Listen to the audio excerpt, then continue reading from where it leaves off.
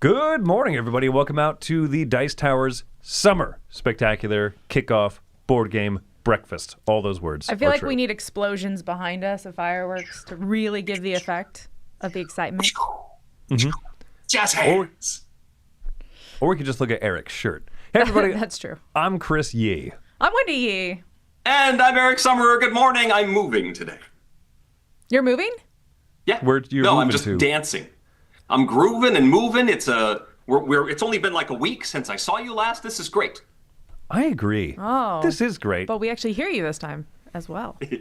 Yes. Yes. Yeah, pray for no snafus this time. Okay, folks, we have an exciting week this week. We've got a ton of live games. We've got the Dice Tower Award nominations as read by Eric Summerer, the voice of the Dice Tower. Who's he? He's the fireworks man. Me. It's this guy. Fireworks guy. Oh, you. That's exciting. So today we very specifically have Isofarian Guard, Pergola? How do you say it? I realize now I don't know how to say that. It's just Pergola, right? And then Up or Down. Yes. So we got all those games. And it's exciting. We have the Dice Tower Award nominees. Mm-hmm. Didn't Chris say that already? I did. You did, but I'm excited. I wanted to say it, okay? And we have the Dice Tower Award nominees. Ooh. Thank you, Eric. That's a great point. And who was the special guest during that? Who was the voice? I think I'm reading the nominees. So, Eric, you actually already know what all of the nominations are. I do. Oh. I'm not going to tell anybody, though, because spoilers. Wait, but Chris, you made the video. So what we're saying here is that one is the only person who's in the dark, and also everyone watching. Yes. I'm glad I'm with the rest of you. I'm not all by myself. I just feel alone right now. All right, so that is going to be at 3 o'clock. As soon as this is done, we're going to cut to the other studio, starting with Isofarian Guard, a big boy of a game there. Mm-hmm. So anyway, yeah, we got a lot going on. And then the rest of the week, publisher mega announcements. We have the normal shows like Crowd Surfing in the News. Top 10 list. Interview with two folks from the World Series of Board Gaming. Angela, who was the champion, like the overall champion 2 years ago. She's super nice. I got the chance to meet her. I'm really excited that she's finally coming down, and she'll be gaming with us, as well as Luca, who was a ring winner from a few years back as well at the World Series. So I've been promised that he is a nice fella, and he will let me beat him at every game we play together. I'm sure that's how that's going to go. Every game. We don't need that sass, Summerer. We also want to remind you that tickets are available for Dice Tower East. That is going to be the very end of June, beginning of July, and we're excited. Mm-hmm. And the entirety of the spectacular is sponsored by the aforementioned World Series of Board Gaming. Eric, do you feel like you could defeat a World Series champion at a game? In something other than their championship game, yes. What game do you think you'd stand the best chance? I think yodeling, perhaps. Or audiobook narration. I could probably defeat the world champion of like Kalis in audiobook narration.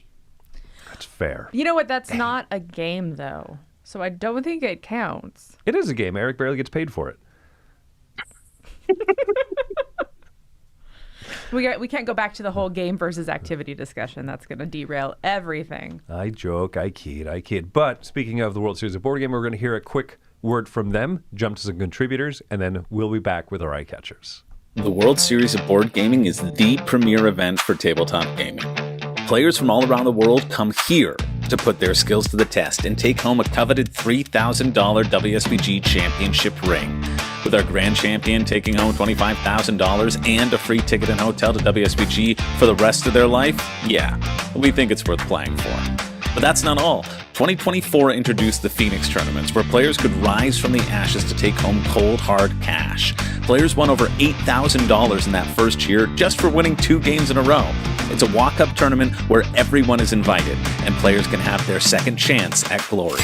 Throw in the best board gaming library in existence with over 2,500 titles, an open gaming area where you can train with the best, and the daily award ceremonies where we can't stop giving out door prizes. We are building the best and most supportive competitive community out there.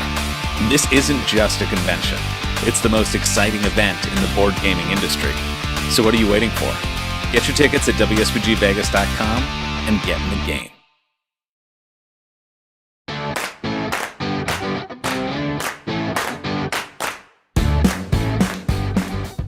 Hey, I'm Jordan. Let's talk about a game.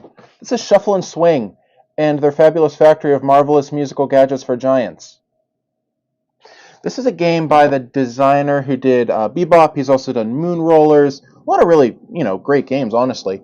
And this one is a game that I would describe, and I think other people at the Dice Tower, because I keep hearing this name thrown around in a lot of reviews recently, is procedural. Now, to me, a game that's procedural has you taking actions in like a series. You do this, and then you do this, and then you do this, and then you do this, and then your turn's over. And they do this, and you keep doing that. There's a procedure in which you're playing this game. And so in Shuffle and Swing, you are mice and cats creating musical instruments for their human overlords. And every round you are putting a mouse out here, and then you do this, and then you put a dice here, and then you upgrade that, pip up that die to the next number, and then you do this, and then you take that action that corresponds with that, and then you come over here, and the board is super busy looking. It is a lot. It's a sensory overload for sure, with the eyes, if you will. There's no sense, thankfully, in this game, but the eyes, for sure. And it is a game in which you're going to be going through that procedure, and it will feel very mechanical, but I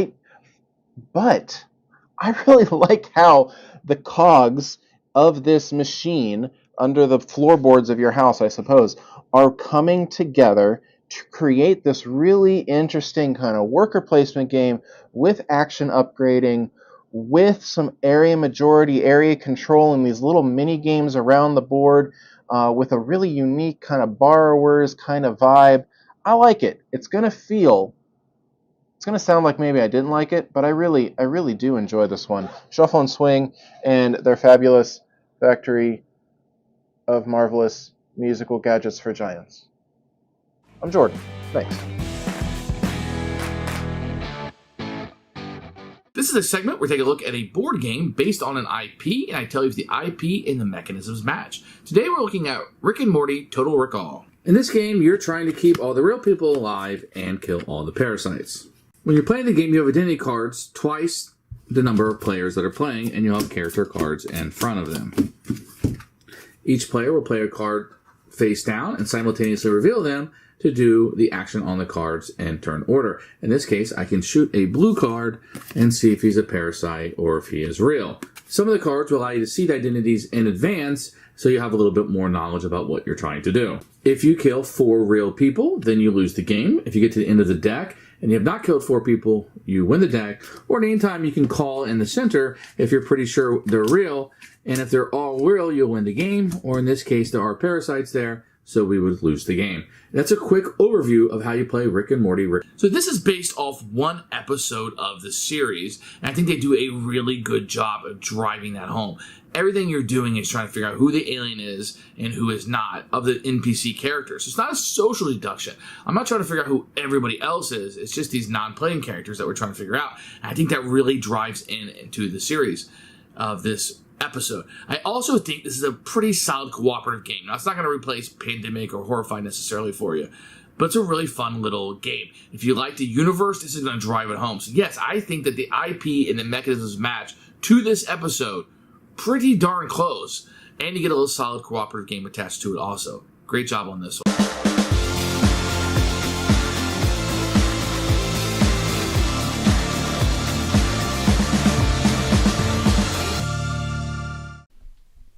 All right, so we're on to Eye Catchers. This is where we share some interesting game or something in the industry or industry adjacent that we find fascinating, we want to share. So mine, first off, is going to be Propeller Island. So this is a Stan Kardonsky Queen Games team up, which I never expected the two of them to be working together. So that's kind of exciting. And honestly, I look at this cover and I think this looks way cuter than most Queen games. Like, I feel like so many of the ones they put out recently are the cities, and they just look like a city, and it's super basic, and it's just really yellow, and that's all we see. But this looks a lot cuter. Look, the first category is city building. That's why. So in this game, you are dice drafting, and you're trying to build up these propeller islands. And the islands themselves, I think, have some sort of like worker placement mechanism to them, as well as area control and some other stuff going on. But look at that. Those guys are cute. That snake And has pretty, and arms. they're You're just like anthropomorphic animals. That's what you're looking for. Oh, yeah. Is that really a snake or is that a lizard? Now I don't know. You're right. That's It's got like to a be a gecko. lizard. gotta It be a has lizard. legs, so it's not a snake. Yeah. Or it's wearing a bionic suit somewhere. You ever seen a little nature Could documentary be a called cybernetic snake. Star You're right. Wars? Do they have snakes in Star Wars? They have like Of course. limbs and attachments and stuff. To snakes? Yeah. Why not? The guy's It's Star name is, Wars. he's a bounty hunter named Hiss McGill. Oh. But yeah, this one just looks cute to me. It sings to me. I really love Stan Kardonsky's stuff, and so I'm excited to see where this goes. Also, Queen. And so it kickstarted in the spring, and it's supposed to release Q3 or Q4. So my guess is around Essen, but that's not official. That's just me. Is this? Does this say prototype? Yeah, I think it's prototype. So the art's not done, or is it? Because this looks not like the Micho.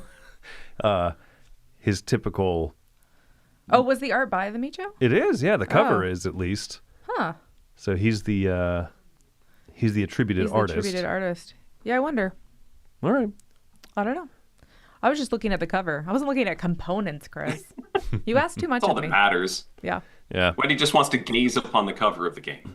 But Gazing. that's cool. I always like Stanko's games, so Yeah. that's what I call him, Stan Kordonsky. Not to his face, though. He's really buff. He looks like did he could put- rip me in half. They did put his whole first name on the cover. It was Stan something. Stanislav. I think that's his Stanislav. like official published name. Oh, okay. Published.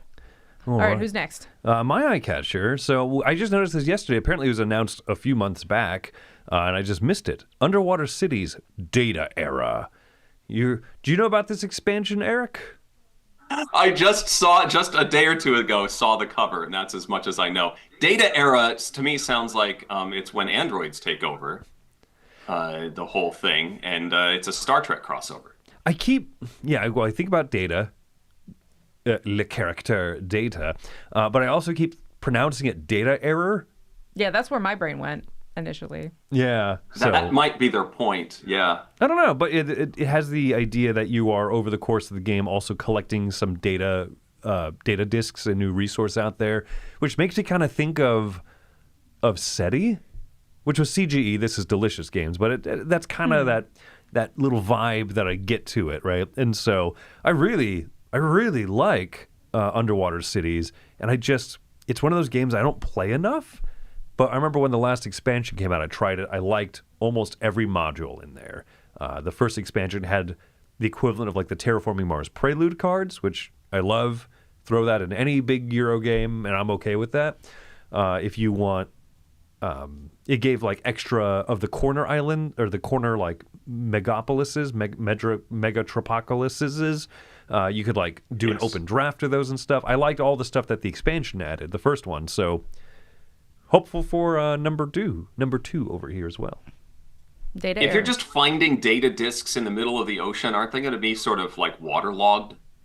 No, if you're building underwater cities, you know how to make your data disks waterproof. I mean, we can do it with phones You nowadays. could dry them out. Oh, yeah, okay. Got it. They have Gorilla Glass. Yeah, I don't know what data disks you're finding. Are they things that the ancient Atlanteans developed? Or Okay. are they things that like aliens have shot into our ocean? They were trying to like send us information, but they forgot the world is like 70% covered in water or whatever it is. They're like time capsules. Yeah, precisely. I'm just making up a whole backstory for what this expansion But also, is. if you get a data disk from some ancient one, how do you have a computer that can read it? You have to have Math. math, yeah. You have to find And the Apple sphere. Everybody uses Apple. what is it called? You have to find the Rosetta disk.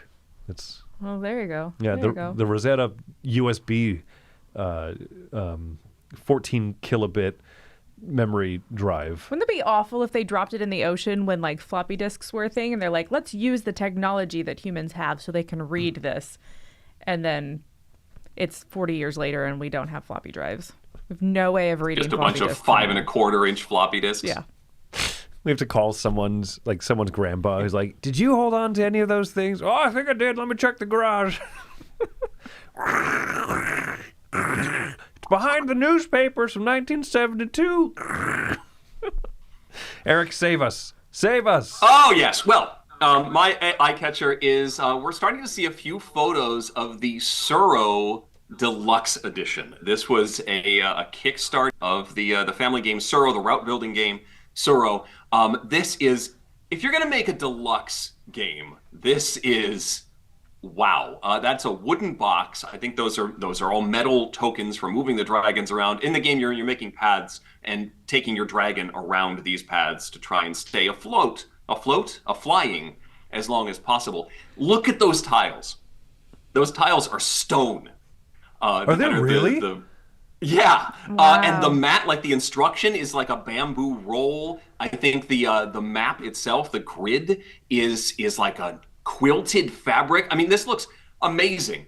But I wanted to partially, gawk at all this, but also to say I really like this approach if you're going to have a deluxe edition. This is the sort of game I think deserves a deluxe edition as like an heirloom piece. This is something you put out as a display piece in your living room. This is like having a nice chess set. It's still a simple game. It's still one that could be picked up and played easily. It's not like, let me pick an example like Small World, where if you want to play this, you have to unpack it. But this, like, you could have this set up and ready to play in just a minute or two. And so it's a little bit easier to have this out as a display piece and say, let's play. Let's play this incredibly expensive, gorgeous-looking version of Suro. I think it looks really, really cool. And if you buy a few of these, then you have pavers for your backyard as well. What if you made your bathroom tile Suro tiles? What would that cost? You could just draw them on your tiles later with Sharpies. I guess you could do that. But what's the fun in that? I want authentic Suro Deluxe Edition tiles tiling my shower. And while you do that, you can also, if buying enough copies of Suro $300 Deluxe Edition to tile your bathroom, you can just use these nice scrolls as toilet paper as well, because you'll have plenty of that. Well, no, they're for windows. They're like that. Yeah, they look like screen. window shades. Yeah. Yeah. I like my idea more. Sounds more painful. Get the little ones that like bounce back up when you pull them down. I That never work right. I hate those so much. I'm going to go ahead and just make a public stance right now. I hate those. Eric, Okay. counterpoint. I actually do enjoy them. We replaced all of our standard blinds that were falling apart in our house with pull-down shades. They're nice ones that No, but work they are properly. the spring back ones. They don't spring back. You sort of give them a little tug and then guide them up. It's a little more balanced the way the spring works. But you do have to tug. There's tug a and release. slight tug. I grew up with one None of of those. them have broken or slammed up into the unit yet, so we're good. I grew up with one of those, and I remember being a kid. And if you seem to didn't be tug it frozen just again. right, more would come I'll out. catch up. Oh, did Eric freeze again? Eric froze again. All What right. is going on? We're going to jump to some contributors here. We've reached a natural point. Oh, He Eric's back. unfroze. I'm back. All right, just the threat of moving on to contributors is enough to unfreeze Eric. Folks, we're going to jump to some more contributors, and we'll be back with our top 10 list for today's Spectacular. Survive the island. Everything in this game is trying to kill you. You have sharks. You have kaiju. You have sea serpents. You have volcanoes. And you even have the other players trying to kill you all at the same time. You were the chosen one! I hate you! I loved you! It's a fun, cooperative / not cooperative at all game. It's a ton of fun. This game is not complicated, and I can teach you how to play the game with 3 easy steps. Step 1, you move up to 3 places. 1, 2. Step 2, you flip over a tile, do whatever it says. Step 3, you roll the creature dice. Boom, boom, boom. That's it, that's the game. 5 players, ages 8 and up, but I found my 6-year-old can play this, even my 3-year-old can play this. Oh, man! It's okay. Give me a hand. I still love you. Some of the best components. I've ever seen in a board game. You got these little wooden rafts that have these little slots where you could fit 3 people on them. Whoever has the most amount of people on there gets to control the boat. These tiles that you're supposed to take off every turn, they're at different thickness levels depending on what phase of the game you're in. On the bottom of all your pieces, there's a little number that shows you how valuable that piece is. You're trying to get the highest score, trying to get the most amount of people off the island before the island blows up. Once you flip over 3 volcanoes, the game is over. You tally up your score and see how many people you got to survive, and that's who the winner is. Take the monsters, for example. The kaiju can go on land and water, and everywhere it steps, it creates a ripple effect where it pushes everyone out of the way. The shark can only eat people in the water. It can't kill rafts. The sea serpent can only move 1 space, but it kills everything it touches. It has great components, has great artwork, is fast, it's not complicated. It hits all the marks. Highly recommend this game. If you're looking for something to play with the whole family, get this game. We're playing again. No, we're not playing again. Hello, and welcome back to Retro Board Game Corner. Every great TV show had a board game associated with it, and this one's no different. Here I have Columbo, the detective game, published in 1973 by Milton Bradley. This is a 2 to 4 player game in which you're helping Columbo solve a crime. Let me set this up and show you how it works. This is what the game board will look like set up. Everybody's going to start here in the living room and then get dealt a hand of 7 cards. The remaining cards will be put in the other 6 rooms as evenly as possible. The object of the game is to find 4 cards that make up a suspect, 4 cards that make up a weapon, and a reason for the murder, hidden in your hand and somewhere in one of these rooms. On a player's turn, they're going to roll 2 6-sided dice and make their way out into the house. You move by exact count. When you move into a room, you're going to take the top card of the deck and put it into your hand. When you come to the room and draw the card, if you have more than 7 cards in your hand, you have to discard 1. Take it, show it to all the players, and put it face down on the edge of the board, which is considered the lawn. If ever you are in the same space or room as another player, you can ask them for a specific card. You can stop that action by playing a no clue card. As the game progresses, there will be more and more cards being put on the lawn. Remember the position of the cards, because if you're ever back in the living room, all you have to do is name a card, remember its position, say gun, that's part of the gun, it becomes part of my hand. Then you get to go again, naming another card. I'll name another gun. There's another gun. I keep going until I'm wrong. If I'm wrong, my turn is over. The game is over when somebody has successfully found a suspect, a murder weapon, and the reason why they killed the person. Or if you found all 6 of the Columbo cards and the It's a Mystery to Me, then you don't need any of these. You have won the game.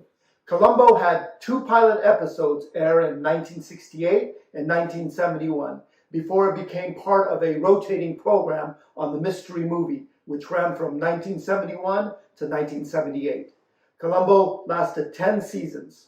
Well, that's all the time I have for now. If you have a comment, comment below, or you can excellently me at Retro Board Gamer. And as always, may your rolls be high.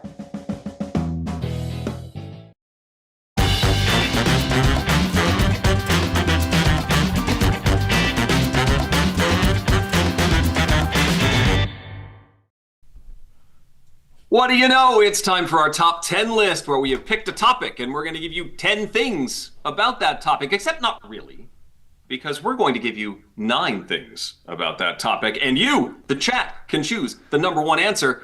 And I get to make that decision because I get to go first in our top 10 list today, which is, pay no attention to the calendar. It's summer, baby.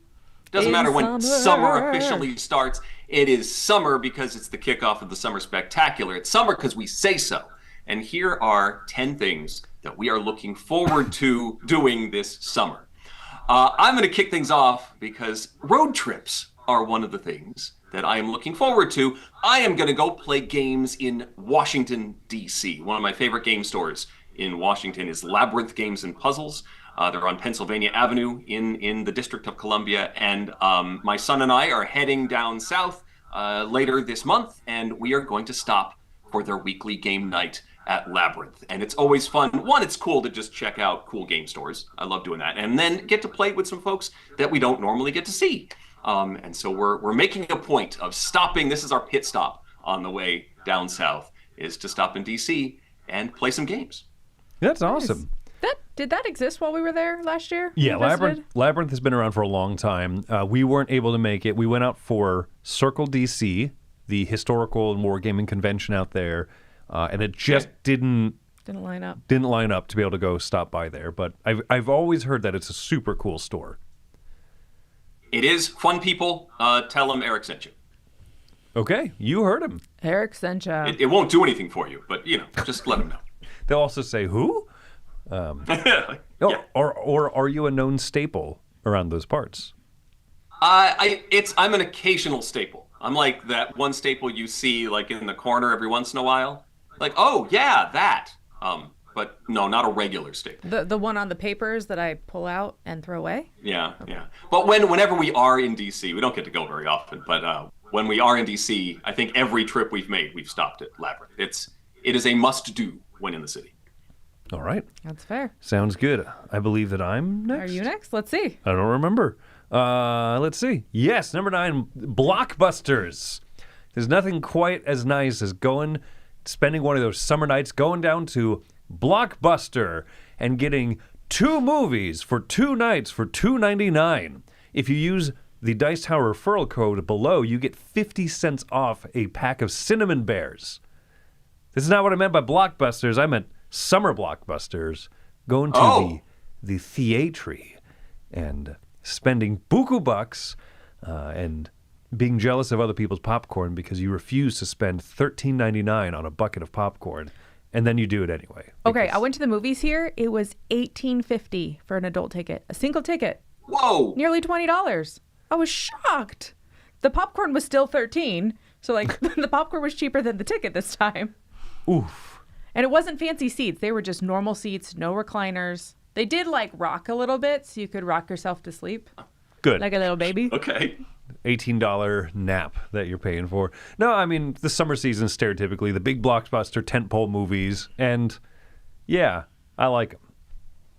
I'm psyched for them as well. My kids don't like going to the movies, which I feel like I failed in some way.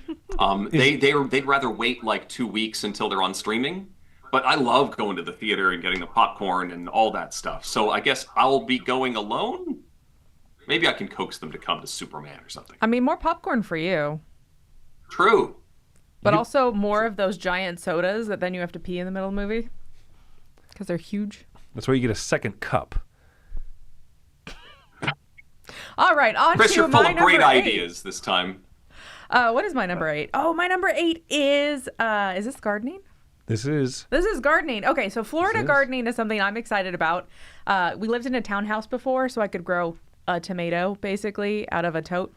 But this year, I've been researching because we have a real backyard, and I can't actually grow most anything normal in the summertime. And so this summer, I'm going to be trying to grow weird stuff like loofah and gummy bear trees. Okra. I mean, okra's not weird. Some people have done okra, but I've never used okra. I've eaten Some it like people on once this planet in my have life. grown okra, Eric. I don't know if you've heard of that before. Yeah.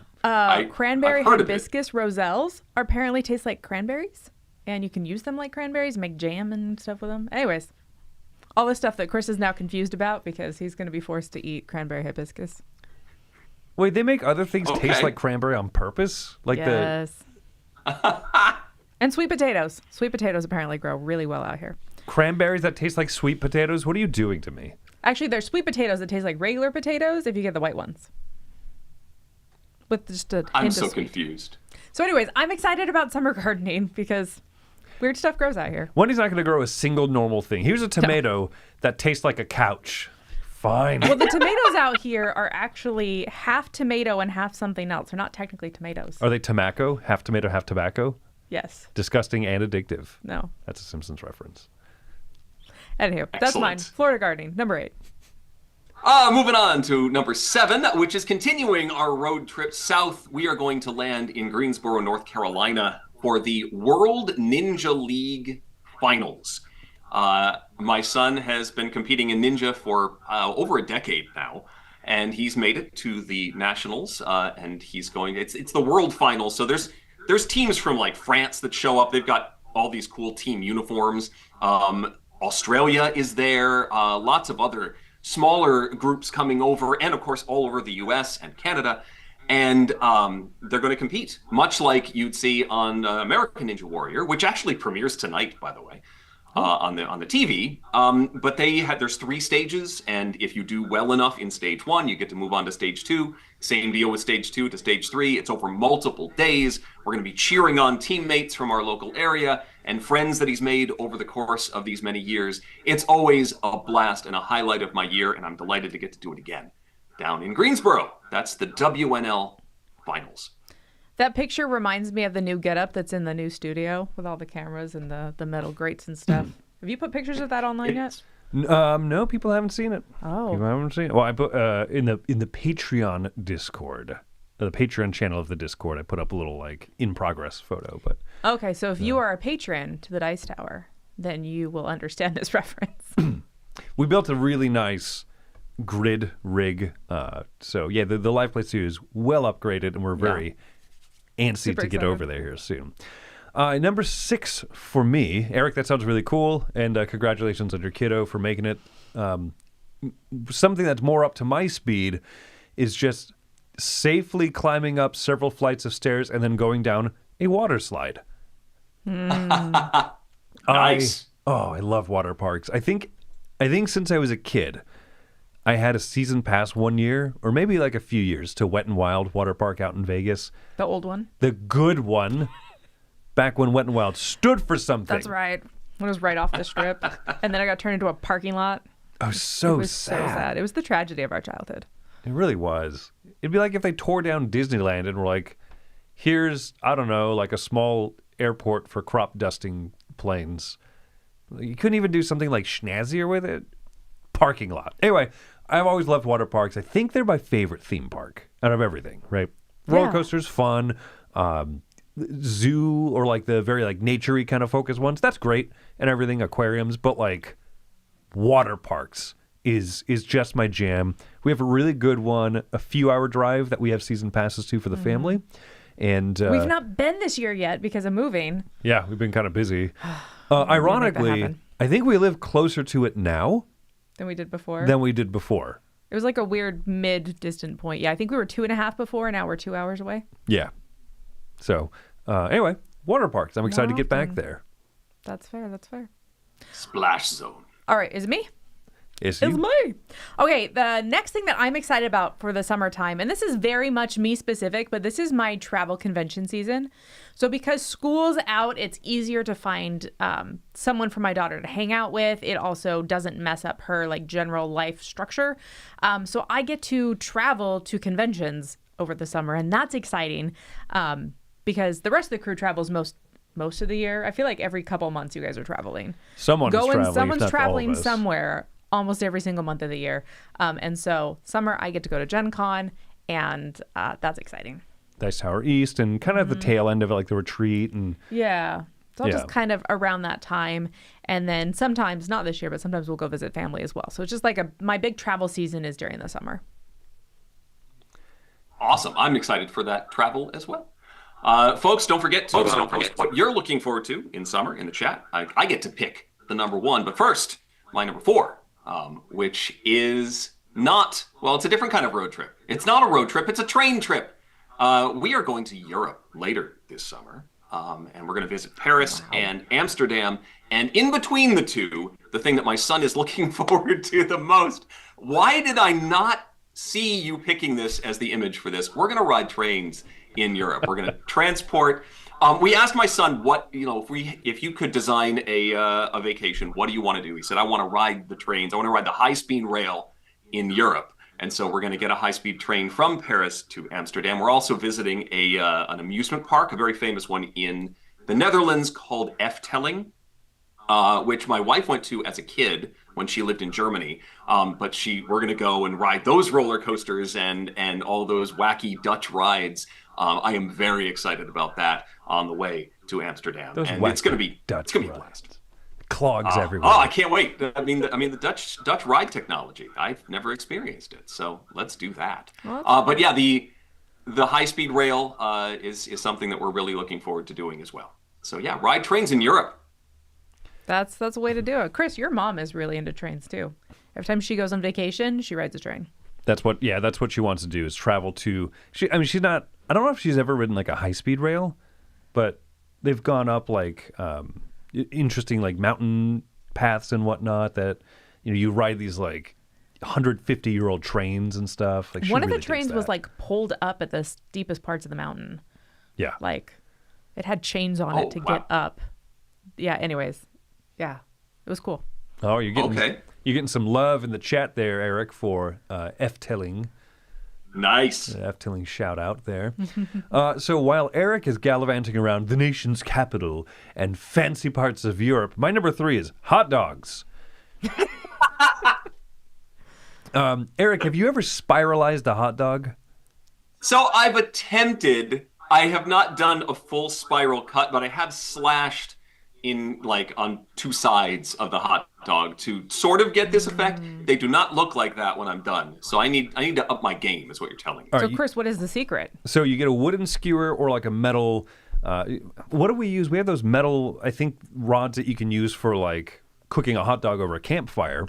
So you do something like that, right? So you puncture it all the way through, and then you take a paring knife or a good bladed knife or something like that, and you use that as kind of the central point. So you spiral through it, you rotate the dog on the stick, on the skewer, and that's how you get that excellent spiral, a nice tight spiral like that, which almost sounds like I'm talking about a football. Nice tight spiral right down the middle, lead the passer. Anyway, so when you throw that bad boy on the grill, it gives more surface area for the dog to cook and to crystallize and to caramelize. And so I'm not exaggerating when I say that I think that the process of spiralizing a hot dog makes it like 8 times better. It's more important to me than the bun or the condiments or anything else that you do to a dog. Chili dog, fine, right? Chicago style, you throw the pickle and the onions and all the accoutrements on it. That's good, right? But a spiralized dog is like the best version of a hot dog. It elevates any hot dog. So Mike Heller agrees with you. He says they're much gooder. Much gooder. Oh, yeah. All the gooders. So if you haven't tried it before, highly recommend it. It's so nice to have more of that like crispy surface area all around it. My favorite thing to do in summer. They're really good. They're very good. I think it's because it releases some of those fat juices too. So you get the crispy edges and then you get the juices and then it smells even better because more juices are dripping and more smokiness. Now I'm hungry. Yeah. And so what he's saying is this is the healthiest hot dog you'll ever eat too. It is, yes, because some of the fat is dripped out. It's like how melted cheese on your pizza. You're like, this is technically healthier if I pat it dry than if it was eating it cold, right? All right, I guess I'm number 2. So my number 2 is thunderstorms. I love just sitting inside my house and looking out the screen door and just seeing the rain and the massive thunder. And where we moved into, when we moved here, we have like this big open backyard and none of our neighbors have fences. And so you can just see off into the distance all the beautiful lightning and the thunder just reverberates. And I love it. I love thunderstorms. I'm a desert rat. We get like no rain growing up. So yeah, it makes me happy. Okay. It's just impressive to just watch it. And in Florida, you get those like every day, right? You get to see thunderstorms constantly. Yeah. We get rain a good amount, but like a really amazing electrical show that's something special. Yeah, they still happen somewhat regularly, but there's something about like having that deep boom that just like shakes you to your core. It's fascinating. Deep boom, shake the room. That's right. All right, Eric, what's the number 1 answer? All right. Well, I was going to sneakily, pick Dice Tower East, but Wendy, you sort of talked about that already. I just saw Table Talk Reviews just posted one that I would love to do more of this summer, and that is disc golf. I have dabbled in disc golf. I am terrible at disc golfing, but now is the time to get out and do it. The kids will be out of school. And so I can grab them for a few hours and go throw some discs around a park, or the local pay course, which is like an old golf course. So it's huge and picturesque. And I want to go do it right now, but I have work to do. Have either of you done disc golfing? I never have. I've dabbled a bit on the links. Okay, can you explain to me why there's different size discs? Like, when do you... They have different flight patterns. So it's not really different sizes. They tend to be similar diameters, but they have different, like, sculpting. So that some are designed to be thrown just a short distance, like they're the putter. And then others are distance discs that need to be thrown really hard and fast, but they're going to sail like no tomorrow.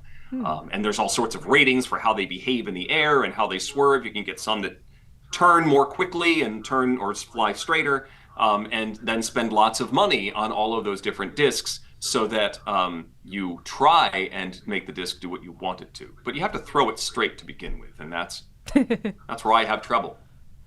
Yeah, mine always goes sideways. I'm like, they went that way. Yeah, I've thrown many discs in the woods. One that I haven't yet gotten back. Yet? That's optimism, and I, for one... It is. My numbers, you write your phone number on them in case you lose them, and then somebody finds it and they call you. Or they don't call you and they run away with it. And they're like, hey, cool new disc. That's why you buy cheap ones, so nobody wants to steal them. I have a signed Eric Summerer disc with his phone number.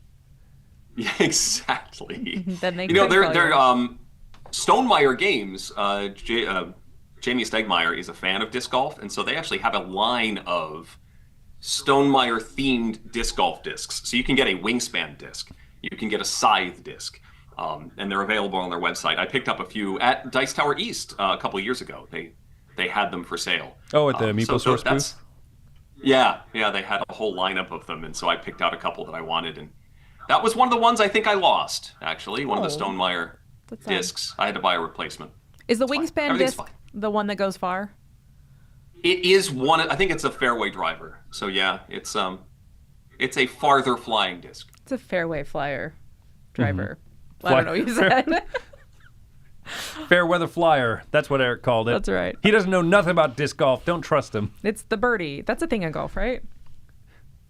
You can get a birdie. You don't usually throw a birdie. But yeah.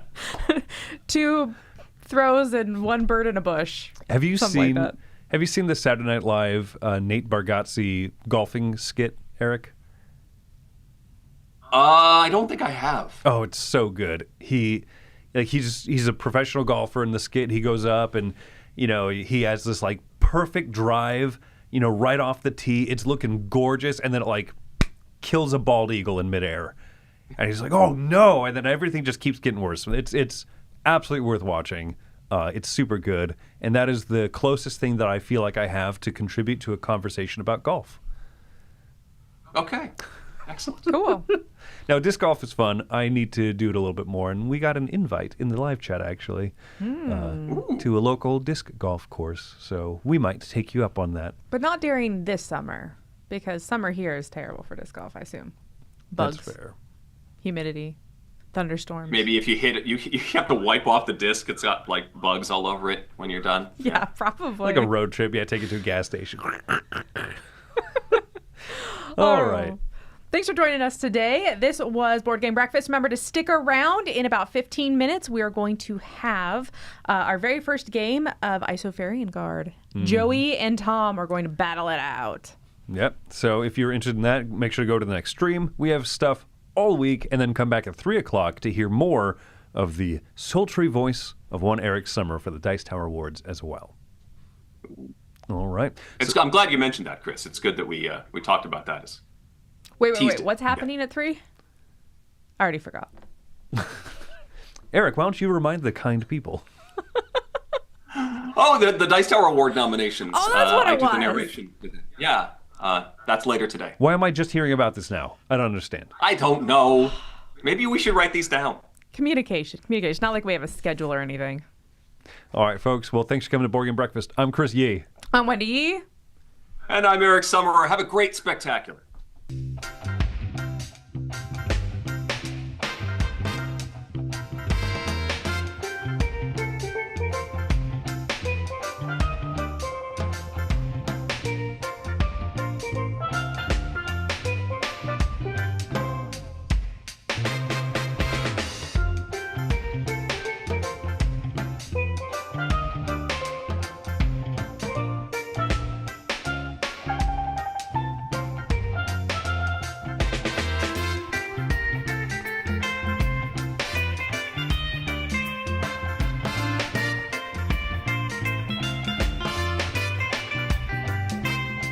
Hey everybody, thanks for watching this video. Check out our channel, Dice Tower. We have all kinds of things. We review games, we do top 10s, we play games live. It's all about board games, but especially the people who play them. Check out Dice Tower YouTube channel.